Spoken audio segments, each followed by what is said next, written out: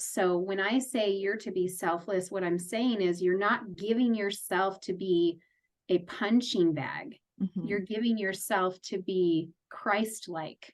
And although Christ went to the cross for us and he took on punishment that was beyond descriptive words, he was taking it on for himself. He wasn't saying, you now have to do the same.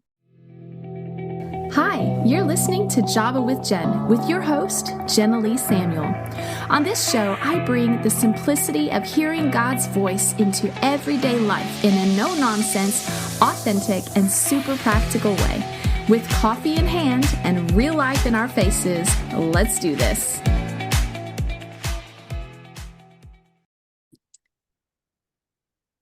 Hey, everybody. Thanks so much for joining me for another episode here at Java with Jen. I have a return guest on the show with me, Miss Sarah Jane Ho of Sarah Jane Ho Ministries. Wait, Sarah Jane Ministries, right? Okay. And she was such a delight. She's coming on again. Before, in the episodes previous, she was shared about lies that women believe about the church and lies women believe about relationships. And today, given the month of love, the month of February, we're going to talk about 3 ways to love radically. Now, Sarah, what you guys don't realize is she is a licensed therapist, which you can give us the technical terms when you introduce yourself, Sarah, but she owns counseling centers, and she is a professional in this area. And this is an area that she wanted to speak to because many times we are disillusioned via Disney or rom-coms or all these different things that teach us what love should look like. And God's ways are usually quite contrary to the way that culture tells us things should go. So Sarah, thank you for being here, and go ahead and introduce yourself for those who are unfamiliar with you. Yeah. Hello, Jenilee. My name is Sarah Ho. I am the owner of Mended House Counseling in New Mexico. And I'm also a pastor of 2 different churches, one out of the country and one in New Mexico. I love talking to people about God and their relationships. And so, the love is right up my alley. And I'm excited to talk about the radically different way we should love others. Yeah. So tell me, because you see a lot and you experience a lot in your line of work, was there a pivot point or a moment or even a story that you can share that really highlighted for you? And maybe it was the culmination of a lot of moments, but was there a distinct moment where you were like, wow, love has to look different for us? It just has to. Yes. So, as one of my main specialties is marriage and counseling. And so most of my married couples will come in and they will say things like, we're just not getting along. We're not doing marriage well. We're on the verge of divorce. And, when you get to the heart of what's going on, it's always, always, always communication. And the root of the communication is selfishness as opposed to selflessness. And so I was seeing my patients were, when you listen to them, it's very much I, and never how can I fix me? It's this is what's happening to me and you did it. And so it's always pointing the finger at the other person and not looking internally as to what we can do to fix ourselves. So how do you, and I know this might be a bag of worms, so if we can't dive deep on this, that's okay. But I do agree with that because I do feel like most people, the challenge is getting outside of ourselves and learning to serve and love better. But what about in situations like I had been in a situation where I took so much responsibility thinking what you're saying, because I had been trained, you have to learn to die to yourself and give and whatever. But I was actually in a relationship that was toxic and abusive. And so I was trying to learn to love better when really there was actually a glaring problem. So I realized my situation was probably more the exception to the rule than the rule. However, I have found that there are a lot of people that do find themselves in that kind of a position. And the blanket principle of just you need to learn to be more selfless really kept me trapped in that world because I didn't know I had permission to draw a line and say, okay, but this is actually really broken beyond my repair. You know what I mean? Right. So how do Right. you maybe even help people distinguish that in their journey of learning to love well? Right. So being selfless doesn't mean being abused. Mm-hmm. And so if you are in an abusive relationship, whether mental, physical, emotional, um, any sexual, any kind of abusive relationship, that is a lack of that other person being selfless. They are being very selfish. Mm-hmm. And so when I say you're to be selfless, what I'm saying is you're not giving yourself to be a punching bag. Mm-hmm. You're giving yourself to be Christ-like.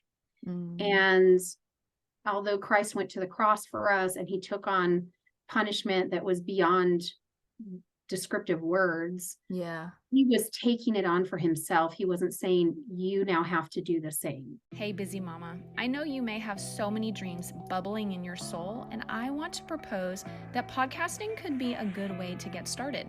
If you're a born communicator, a teacher, mentor, or you just have a message you want to get into the world, sitting behind a mic is a really low pressure, low risk way to get started and make a mark. I want to introduce my podcast Plan Mastermind. It's a 10-week journey designed for you with bite-sized steps that fit perfectly into your busy schedule. In just about 5 hours a week, you'll have your podcast live literally by Thanksgiving. No joke. I want to invite you to join my supportive, pressure-free space where you will be coached by me to unleash your message into the world. One of my recent students hit number 55 on the US charts within just 2 months of launching her show, and that's not easy to do. And another, working 70 to 90 hours a week, is already reaching listeners in almost a dozen countries. I've created the coaching experience that I really wish I had when I started, and I've packed it with secrets on creating, growing, and monetizing your podcast. Are you ready to turn your dreams into a reality? Let's chat. You can ask all your questions at JavawithJenPodcast.org to book a call with me because your voice deserves to be heard, and I want to help you build your dreams and make them a reality. Mm-hmm. He wasn't expecting his children to be abused and beaten and spit on and all that kind of stuff. Yeah. He was expecting them to be able to say, I'm going to love you despite your behavior, but that does not mean I have to accept your behavior. Mm-hmm. That's really good. I like that you mentioned that. So in that, and I think that's probably a whole nother episode for another day, but I just wanted to touch it lightly because it is a factor for some. So Sure. what are 3 ways that we would love radically? And maybe even, I feel like those principles should be able to translate even into whether you're in a healthy, normal relationship with normal dysfunction, you know what I mean? Like communication barriers and learning to be selfless, or even in an abusive one. I think those principles of love can still translate either way. So what do you feel like are 3 ways that we can learn to love radically, and how does that touch the communication thing that you're talking about? Sure. So, I had mentioned to you talking earlier about how, my generation grew up believing that we had Disney's princess view of marriage and the white knight in shining armor kind of unrealistic version, rom-com, everything turns out great in the end, they get together. And unfortunately, that's not the truth. Society would like us to believe one thing, but Christ is actually 180-degree difference from the world. He is not of this world. He is supernatural, and he does not operate the world the way the world does. And so what he tells us to do in love is completely opposite of what the world says. The world wants us to be happy, but Christ wants us to be holy. So there's one radical view of loving somebody differently is instead of loving them because you're trying to be happy, you need to love them to be holy. Yeah. So loving them like Christ and being the person that, I'm doing my actions, not because I love you, but because I love God. Yeah. And so I'm going to do what God has called me to do in and for our marriage, even if it goes against everything you believe, so long as it's what God believes. Yeah. So that's one. Another one is, I might stop you there. And I feel like alongside of happy, sometimes we can confuse happy with safe, because Sure. feeling safe can make us happy, Right. But I want to distinguish that for anyone listening too, is like in a healthy relationship, there has to be safety.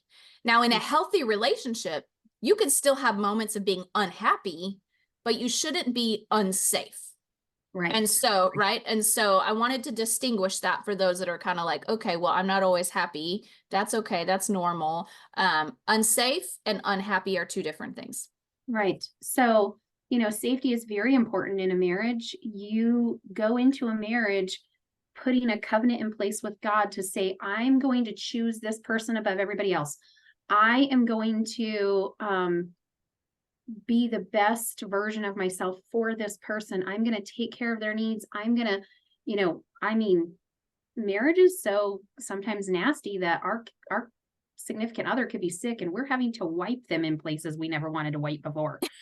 But that's what marriage does. Like, I'm willing to put myself in that vulnerable place because you and I agreed to keep our marriage the priority just below God in this covenant arrangement. Yeah. And so, lots of things can make a person feel unsafe. I mean, any kind of abuse, automatic, unsafe, without a shadow of a doubt. Yeah.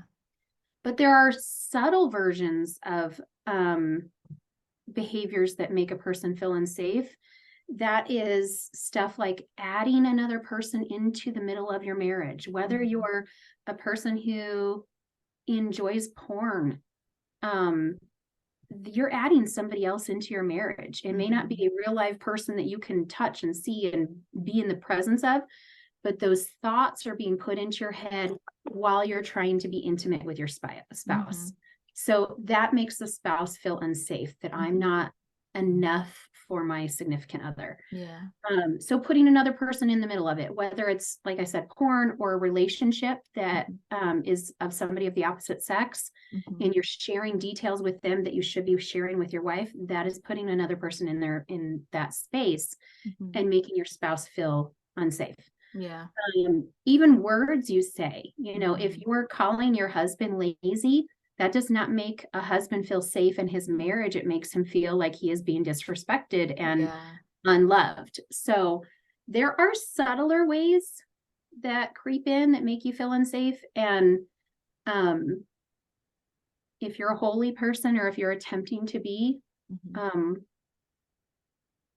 presenting holiness, you treat the other person as though they are protected in that marriage. Yeah. And I think that's where the selflessness comes in, because selflessness takes the role of, once I realize that the little things I'm doing may make you feel unsafe, maybe it's as simple as interrupting you while you're talking, or being overly critical, or whatever it is, that's where selflessness has to step in and say, I'm willing to change that about me in order to make you feel more safe and more loved. And so that, I feel like, would be a distinguishing place where happiness and safety are distinguished, and selflessness and safety are priorities, but are distinct from each other. Okay, so what would you say is the second, that you were about to say it earlier? Yes. So the second one I would say is understanding the communication style. In other words, instead of me trying to make my point come across and express myself so much that it's like, I need you to get this, and I don't care how you feel about it. You need to be able to ask the other person, how do you feel like I'm doing? Have I been improving in this area? Is there something else I can work on?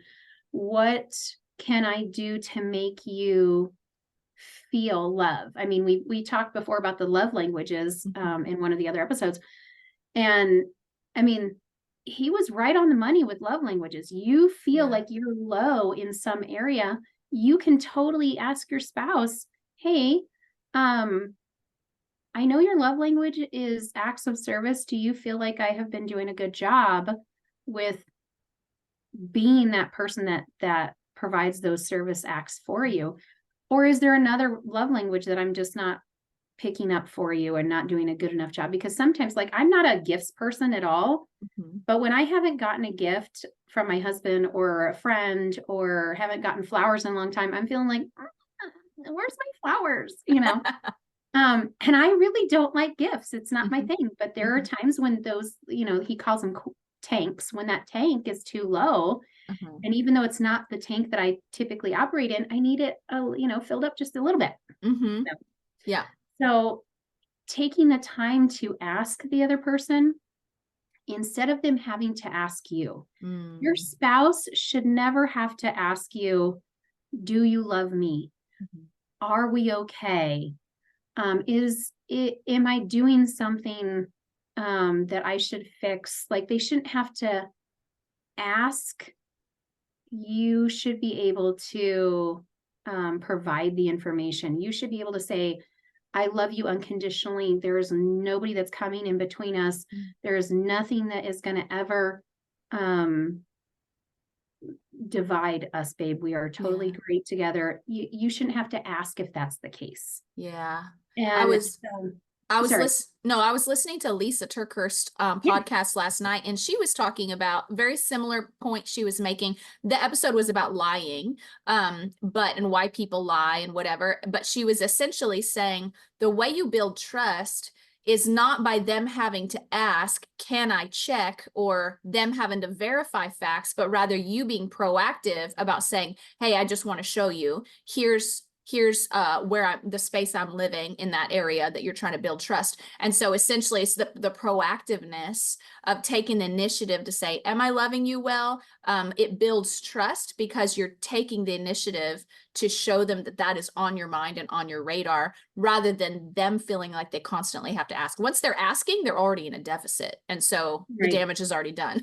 Right. And that's a really good point. The damage is already done. So being proactive, like you said, is an excellent way to show that you love your spouse, because you're taking the initiative without having to be asked. You're actually saying, you know what? I don't think my husband would appreciate me, going to this location without having told him. So I'm going to text really quick and see if he has any reservations. Yeah. Or I know that my wife has a lot going on today, so I'm going to let her know that I'm going to be home at 3:30 so that she's not, wondering when I have to have dinner or whatever. Yeah.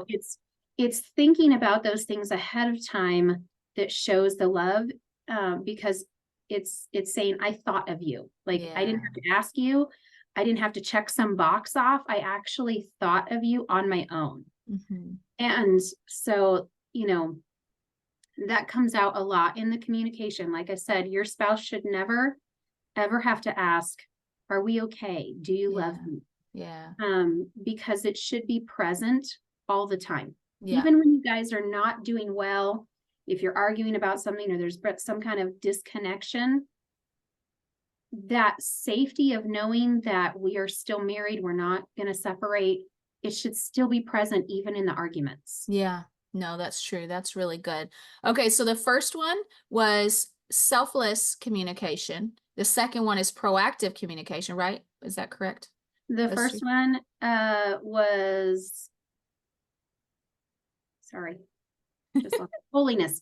Holy version of communication. Gotcha. The second one was proactive. And I would say, I would say really selflessness is third, because selflessness kind of plays into all of them. However, when I say selflessness, I'm thinking more of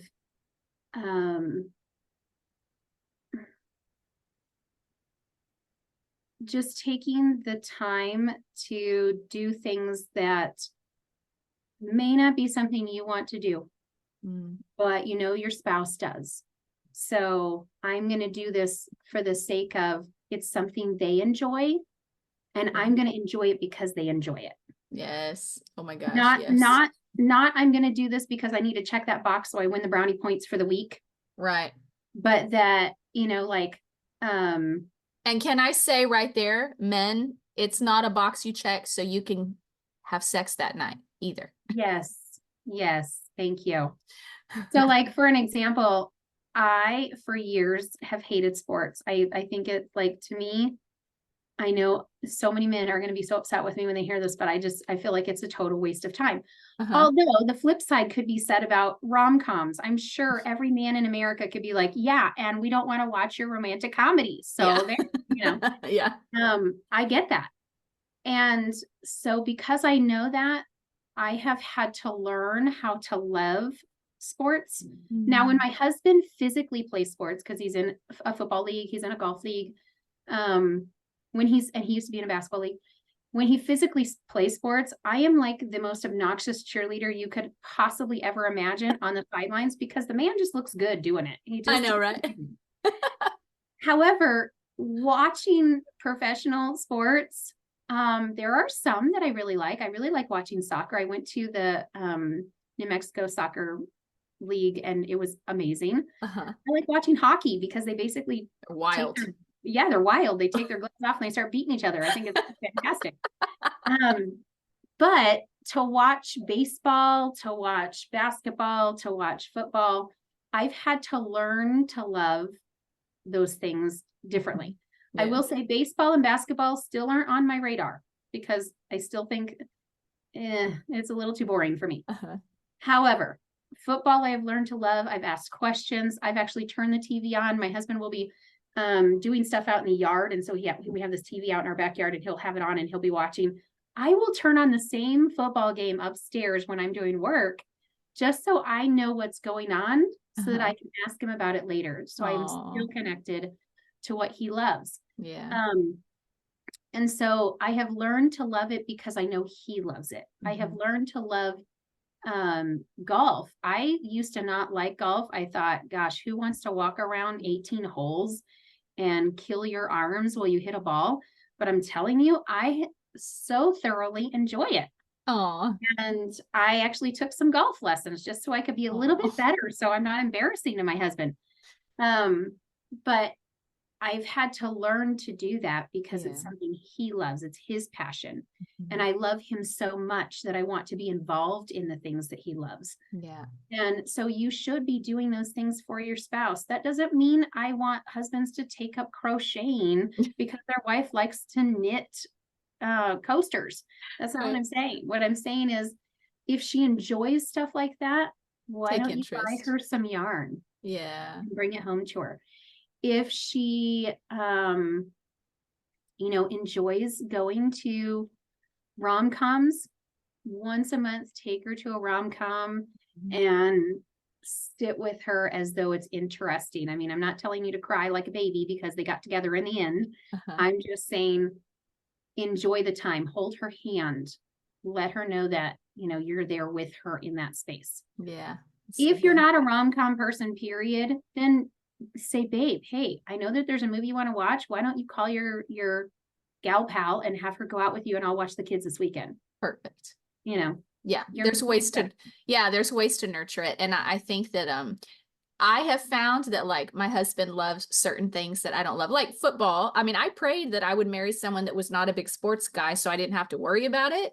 And I got what I prayed for, but now I have 4 boys and they're all in sports. So I'm like, well, whatever, there was no way around that mountain. And so I have learned, though, that when it's a football night, I actually look forward to it, because I like to get all the food out, and then it's like munchy time and hangout time, and there's a lot of energy in the room. And so I'm totally naive, but I still ask questions, and I have learned to love it because they love it. And so same thing. And so those are 3 really great ways to love radically. It's God wants us to be holy more than happy. But holiness does not mean unsafe. Safety actually is holiness. Like, when you're walking in holiness, it will create safety, which does make way for happiness, but happiness is not the number 1 priority. And then proactive communication, right? And then loving selflessly by taking interest in what they enjoy. Yes, those are really great. Those are beautiful. Now, listen, Sarah is an amazing woman. She's got to get onto a counseling session, and she took time to interview with me today. So, Sarah, I'm going to let you go so you can do that. But real quick, tell people how they can find you online. You can find me at pastorsarahjane.com, Facebook, Pastor Sarah Jane, and Instagram, Pastor Sarah Jane. Beautiful. And I love answering any kind of God questions. So please shoot them over to me, and I will be doing my very best to communicate what the Word of God says to you. Awesome. Well, you guys, thanks so much for tuning in. And Sarah, thank you for coming back, especially with such a small little window, but it was still really good and I loved it. And you guys go check her out online. Also, make sure you're following me at JavawithJen on Instagram, and we will see y'all next week. Bye-bye. Thanks so much for tuning in to today's show. Listen, let's stay connected. Come follow me on Instagram at JavawithJen, where you can follow the latest and say hey. It's a really great way to stay in touch. Many of you have also asked how you can support the show. You can make donations through the Anchor app or on Patreon, or of course by sharing, rating, and reviewing on social media and iTunes as well. Your heartfelt feedback always reminds me why I do this. Also, don't miss our merch store, where you can get super cool Java with Jen swag and coffee. Find it at JavawithJenMerch.com. Until next time, remember, hearing God's voice is simple, and He wants to be a part of your everyday life. See you next week.